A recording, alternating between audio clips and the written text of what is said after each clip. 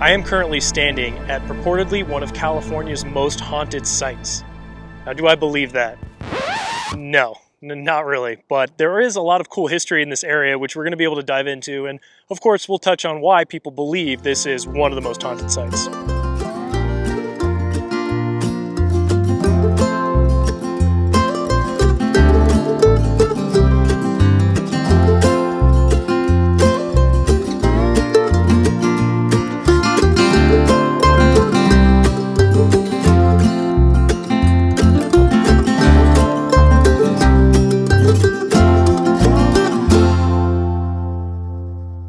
So the real question is, why do people keep saying that the KEA Mill is one of the most haunted sites in all of California?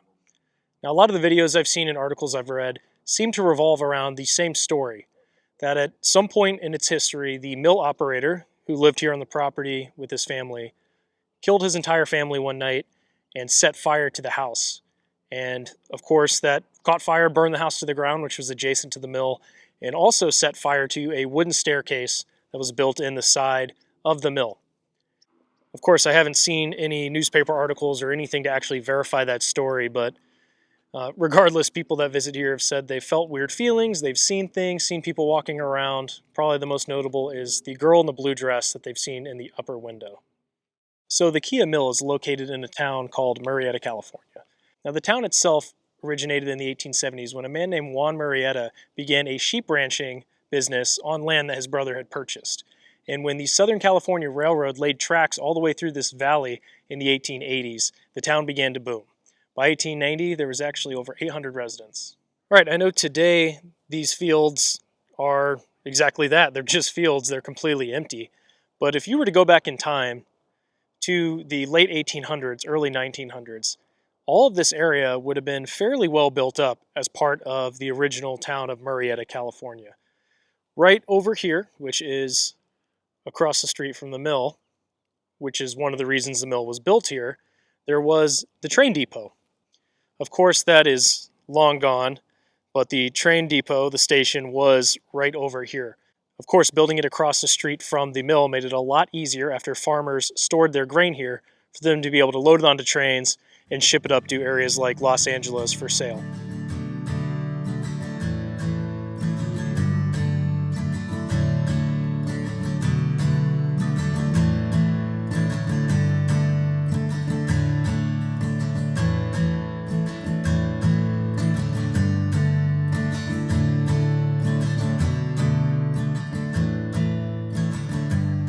All right, and this sign here actually goes into a little bit of the history of the KEA Mill, also known as the Murrieta Grain Elevator.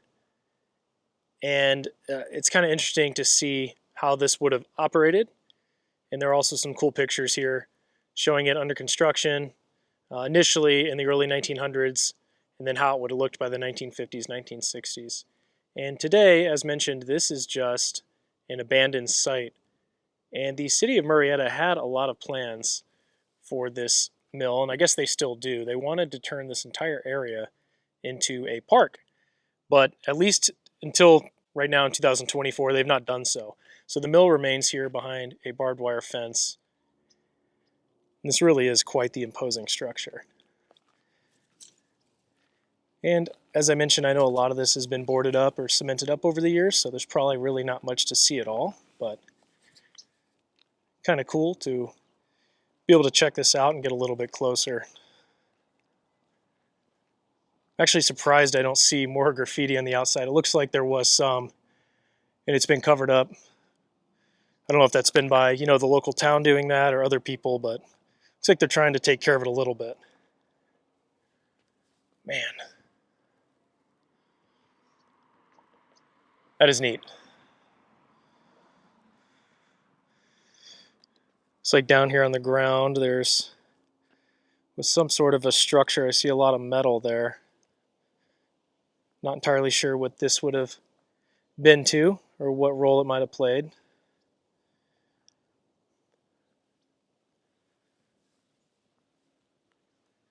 I'm not sure where the name KEA Mill comes from, other than it just being one letter away from becoming a Swedish home goods warehouse store.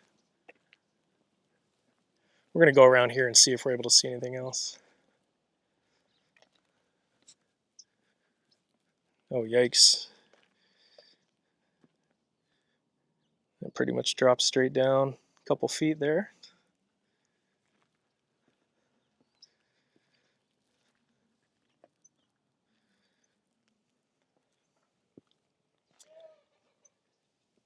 And as mentioned, all of this has been cemented up, so there's really no way to get in there, which is fine. It's just kind of cool to see. I do see a hole here. We'll stick the camera in to see if we can see anything.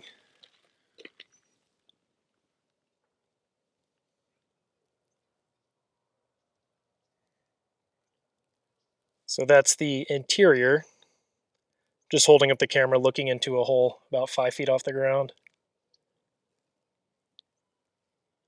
I'm sure it's pretty dangerous in there, and undoubtedly the town was worried about, some kid going in there and getting hurt, or worst case dying. So they boarded it up, cemented it up rather, which is good. But yeah, there's not much else here. A lot of old rusted metal, some trash, a lot of tall grass. Obviously they're not really doing anything to take care of this, but maybe one day they will incorporate it into a park. I kind of hope they don't ever tear it down. It really is a cool structure. Again, first built in 1918. And it's a big part of this town's history. Although I'm kind of curious to see what the local residents think about it. I don't know if the people that live in this area, hate having it here. It's an eyesore, or maybe they like it. I don't know. Either way, really, really interesting. All right, as mentioned, there's really not much to see in here, so I wouldn't recommend coming inside the fence. But now we're going to go ahead and head across the street to check out the remnants of another building that is part of Murrieta's early history.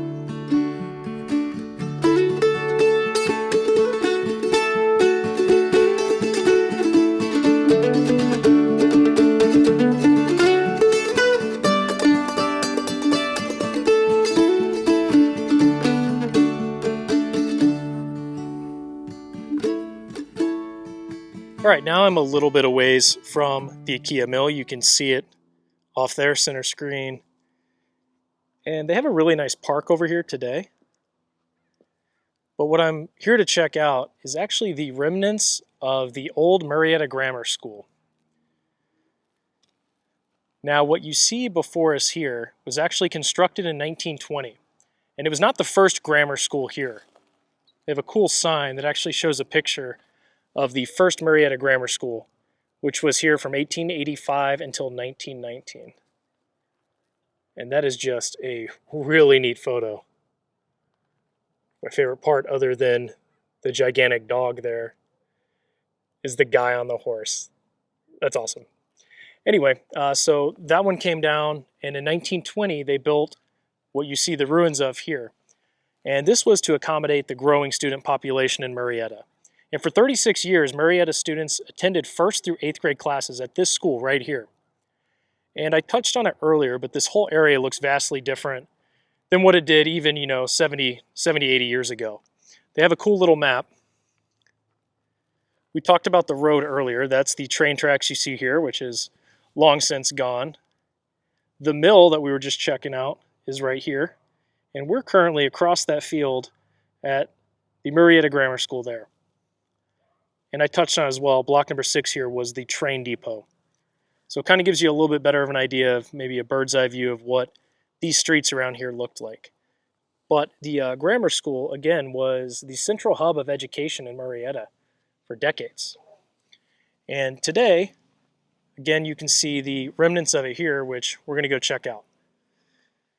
It's kind of funny. I've never really considered myself much of an urban explorer, but in the past few videos, I feel like that's exactly what I've become. So I do enjoy checking out a lot of these old structures and ruins, just to kind of get a feel for, what it would have been like in its prime when it was being utilized, but also kind of get a feel for and learn a little bit about the history of an area.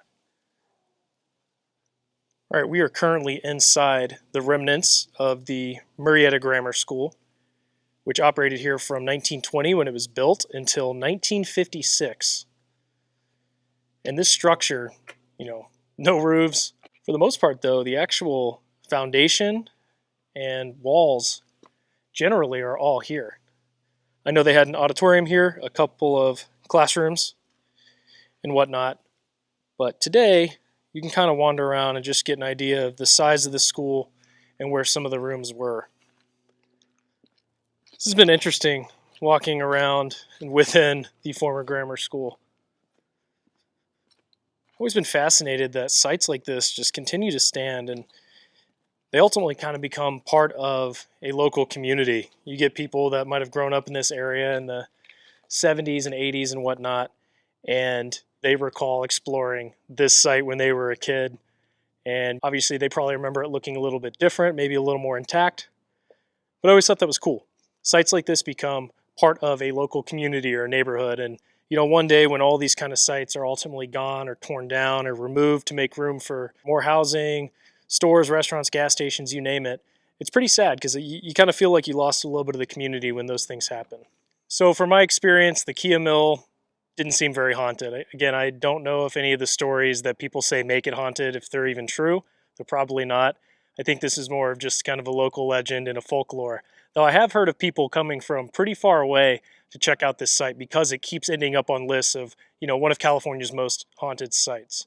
But either way, if you do decide to visit here, there's still a lot of cool history about the town of Murrieta you can explore. And, I always find it neat when you walk around places like this, when buildings are long gone, there might be remnants of a few like the one behind me, the grammar school. You can get a better feel for what that town would have been like maybe in the late 1800s. And these old Western towns have always fascinated me because you can just picture those steam engines coming into town, the hustle and bustle and what it would have looked like then with horses and carriages going by, with trains, just kind of that weird dichotomy of the old world and the new. And then when you see them today, when it's just fields and remnants of sites, it's a little sad, but it is cool that these still exist so we can walk around and see it and kind of enjoy it and get a feel for that history a little bit more. But that's it for this. Sorry I wasn't able to bring you guys anything a little more haunted. No, I'm not going to return here at night. I don't think I'd get anything out of that personally. Also don't think the wife would appreciate that. But either way, I hope you enjoyed learning a little bit about the town of Murrieta and some of the things in this area. And that is it for this one. Now it's on to the next journey.